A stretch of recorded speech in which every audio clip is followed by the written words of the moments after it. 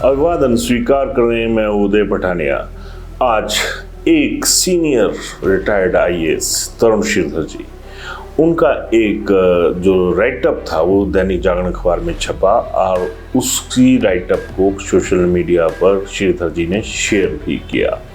और तरुण श्रीधर जी को जो जानने वाले लोग हैं वो भली भांति जानते हैं कि तरुण श्रीधर की जो काबिलियत है, उनकी जो सोच है, उसका कोई मुकाबला नहीं है। और शायद यही वजह है कि तरुण श्रीधर भले ही आज की डेट में रिटायर हो चुके हैं और अभी अपना दिल्ली बेस्ड हैं, लेकिन उसके बावजूद भी तरुण श्रीधर का वजूद ऐसा है कि प्रदेश के हर हिस्से में आपको उनको जानने वाले, पहचानने वाले और सबसे बड़ी बात उनको मानने वाले लोगों की एक बहुत बड़ी जमात जो है वो मिल जाएगी। तो आज उन्होंने जो वित्तीय प्रबंधन या फिर वित्तीय कुप्रबंधन या फिर ये कहें कि जो आपदा प्रदेश पर आई हुई है उसके बारे में जो लिखा है वो बहुत ज़बरदस्त लिखा है।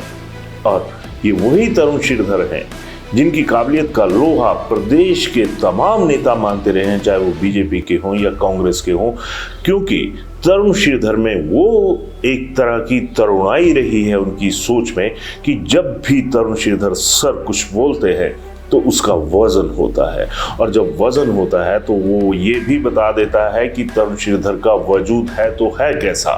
खैर, तरुण श्रीधर क्या लिखते हैं जरा ये आप सुनिए।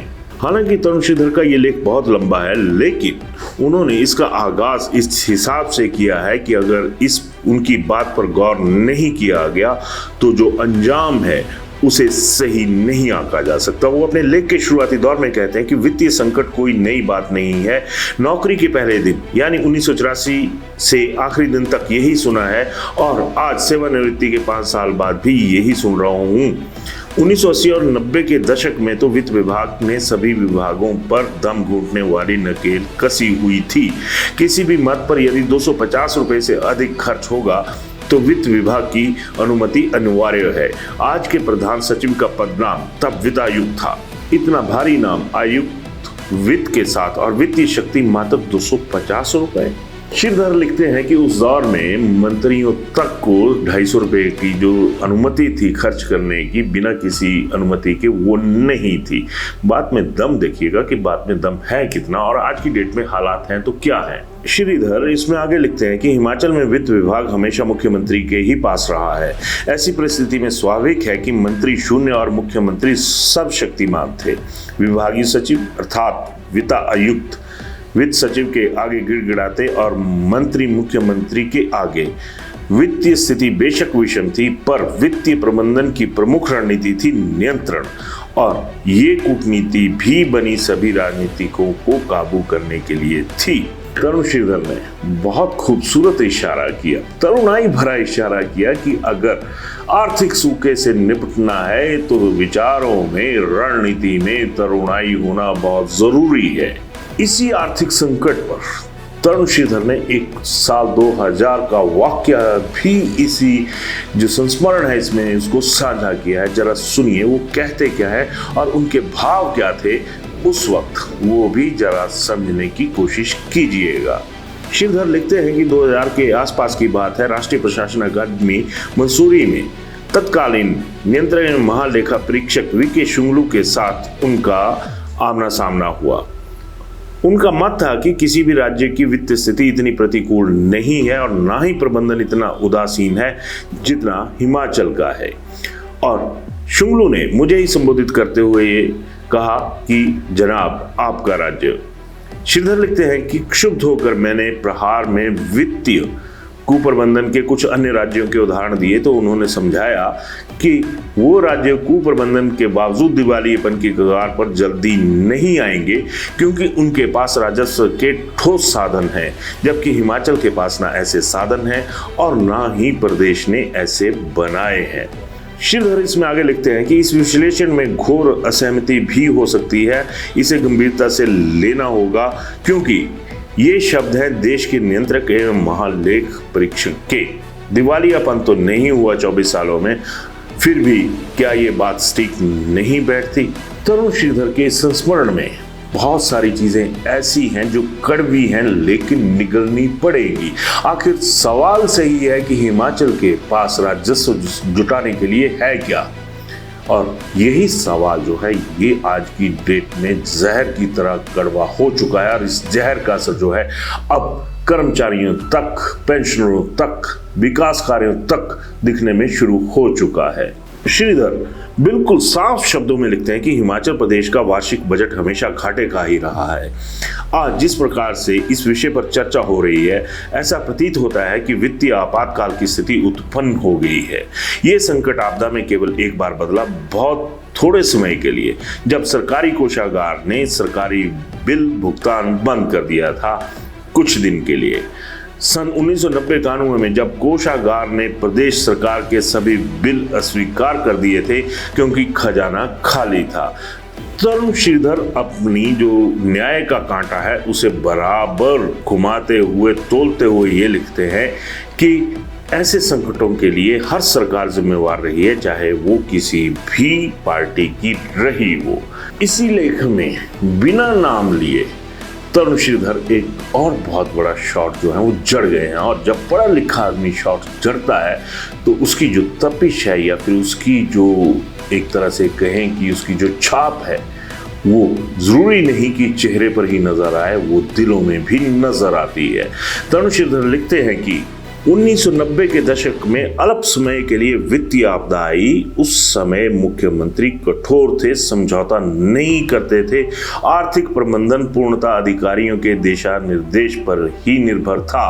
परिणाम स्वरूप राजनीति और आर्थिकी के बीच संतुलन बिगड़ गया। सरकारी कार्य एक दो दिन ठप हुआ और साथ ही ठप हुआ मुख्यमंत्री का राजनीतिक भविष्य। तो यहाँ पर इशारा साफ हो गया होगा कि 90 के दशक में जब ढैया चलता था तो उसके पीछे की वजह क्या रहती थी। और उसी तरह का ढैया अगर अपनी भाषा में बात करूं तो उसी तरह का ढैया जो 90 के दशक में लगा था वो आज भी कहीं ना कहीं प्रभावी होता हुआ नजर आने शुरू हो चुका है। श्रीधर बिना किसी लाग लपेट के कहते हैं कि जब अपने और मंत्रियों के 2 माह के वेतन और भत्तों को विलंबित करने की घोषणा की तो मुख्यमंत्री ने यह माना कि परिस्थिति ठीक नहीं है और इसी विषम परिस्थिति के कारण कठोर कदम उठाने की जरूरत है। जो आंकड़े प्रस्तुत किए वह मात्र चिंताजनक ही नहीं अपितु डराने वाले भी हैं। श्रीधर लिखते हैं कि राजस्व घाटा अनुदान 2023-24 में 8,058 करोड़ रुपए से घटकर इस वर्ष 6,258 करोड़ रुपए रह गया है। एक ही वर्ष में 1,800 करोड़ रुपए की कटौती। अगले वर्ष ये अनुदान मात्र 3,257 करोड़ रुपए होगा, यानी 3,000 करोड़ रुपए की एक और कटौती। सीएम के बयान का हवाला देते ही श्रीधर ये भी लिखते हैं कि प्रदेश की जीएसटी की प्रतिपूर्ति का लगभग 2,500-3 हजार करोड़ रुपया पिछले 2 वर्ष से नहीं मिला है और ओपीएस लागू करने पश्चात प्रदेश की वार्षिक ऋण सीमा में भी 2,000 करोड़ रुपए की कटौती की गई है। एनपीएस में जमा लगभग 9,000 करोड़ रुपए लौटाने के बारे में केंद्र चुप बैठा हुआ है और आपदा राहत राशि का आवंटन न होना भी एक बहुत बड़ी वजह आंकी जा सकती है। और खुद मुख्यमंत्री ने माना है कि इन परिस्थितियों से पार पाना आसान नहीं है। लेकिन ज़हीन महीन सोच के तरुण श्रीधर ने आगे क्या लिखा ये बहुत बड़ी बात थी और इसमें एक संदेश भी था, एक सबक भी है। जरा उस बात पर भी गौर कर लीजिए जो तरुण श्रीधर साहब ने कही है। वह लिखते हैं कि 10-15 पदाधिकारी यानी 2 महीने का वेतन विलंबित कर देंगे तो वित्तीय समस्या के समाधान में रत्ती भर भी योगदान नहीं होगा, ना ही इस प्रतीकात्मक संकेत से जनमानस को कोई प्रेरणा मिलेगी। दावे तो नेता लोग करते हैं कि प्रेरणा मिलेगी, प्रतीकात्मक है, सिंबॉलिक है, लेकिन हकीकत वही है जो तरुण श्रीधर सर ने यहाँ पर कही है। श्रीधर लिखते हैं कि समय आलोचना का नहीं है, धैर्य और समर्थन का है। सरकार के पास कुशल अधिकारियों के अतिरिक्त अनुभवी और योग्य सलाहकार हैं जिन्हें परिपक्व राजनीति व सेवानिवृत्त वरिष्ठ अधिकारी भी हैं। समझ गए होंगे जिस शॉट का मैंने जिक्र किया था, सेवानिवृत्त। क्या किसी आईएएस ने इस दौर में जो सेवानिवृत्ति के बाद भी पुनः रोजगार ले रहे हैं, उन्होंने कोई दरिया दिली दिखाई? या उन्होंने कोई ऐसा आइडिया दिया सरकार को जिससे ये लगे कि वो सच में आईएएस सोच के अधिकारी है। कहा जाता है, खासकर मेरे बारे में कहा जाता है कि मैं आईएएस जो लॉबी है उसका विरोध करता हूं। मैं विरोध नहीं करता, मैं ये कहता हूं कि जिस आईएएस तबके के नाम पर उनका रौब है, उनका रुतबा है और लोग उनका सम्मान करते हैं, फिर वो चीजें ये तबका क्यों नहीं करता। आज इसी तबके की वजह से सरकारें, चाहे बीजेपी की हो या कांग्रेस की हो, ये एक रोल मॉडल बनकर रह गए हैं अफसर कि ये अपनी चलाते हैं, नेताओं की नहीं चलती। तो फिर शर्म तो नेताओं को भी आनी चाहिए कि जनता आपको चुनती है, आईएएस अफसरों को नहीं चुनती। इस लेख के अंत में तरुण श्रीधर एक और सिंगल लाइन की सलाह सरकार को देते हैं। वो सलाह क्या है ये भी जान लीजिए। श्रीधर लिखते हैं कि समय आ गया है कि प्रदेश को इस संकट से उबारने के लिए कार्य योजना लेकर सामने आया जाए, क्योंकि अब प्रतीकात्मक की बजाय व्यवहारिक कदम उठाना ही जरूरी है। तरुण श्रीधर जी ने जो कहना था वो कह दिया, लेकिन क्या ये उम्मीद की जा सकती है कि एक सीनियर आईएएस जिनकी बहुत ही जहीन महीन सोच है, उनके इस लेख पर कोई विचार करेगा? नहीं करेगा, क्योंकि नेताओं में आजकल जो चीजें हैं वो वहां पर फोकस हो जाती हैं कि विधानसभा में जो मैंने बोला वो अखबारों में छपा या नहीं, विधानसभा में मैंने जो एक तरह से अपने तर्क दिए, जिस तरह से विधानसभा में मैंने अपनी सियासत को अंजाम दिया, वो सोशल मीडिया पे उसके वीडियो चले या नहीं। पूरी जनता की फिल्म खराब हो जाए, किसी को कोई फर्क नहीं पड़ता। खैर, तरुण श्रीधर जी का जो ये आज जिसका मैंने जिक्र किया, जो संस्मरण है, ये दैनिक जागरण में भी छपा है और सोशल मीडिया पर भी खासा वायरल हो रहा है। अगर संभव हो तो आप भी जरूर जाइएगा और अपनी राय भी दीजिएगा, क्योंकि अब आपके बारे में कोई राय बनाएगा ये भूल जाइए, क्योंकि राय कांग्रेस और बीजेपी की बनती है। अगर राय आम आदमी की बनी होती तो आज विधानसभा के बाहर हर दिन एक आक्रोश का सैलाब विधानसभा की तरफ नहीं बढ़ रहा होता। लोग जो हैं वो फूल पत्तियां पकड़कर नेताओं के स्वागत में खड़े होते। राय दीजिएगा, क्योंकि आपकी राय की सुनवाई तो होगी नहीं। बोलने में क्या हर्ज है, बोलना सीखिए। धन्यवाद।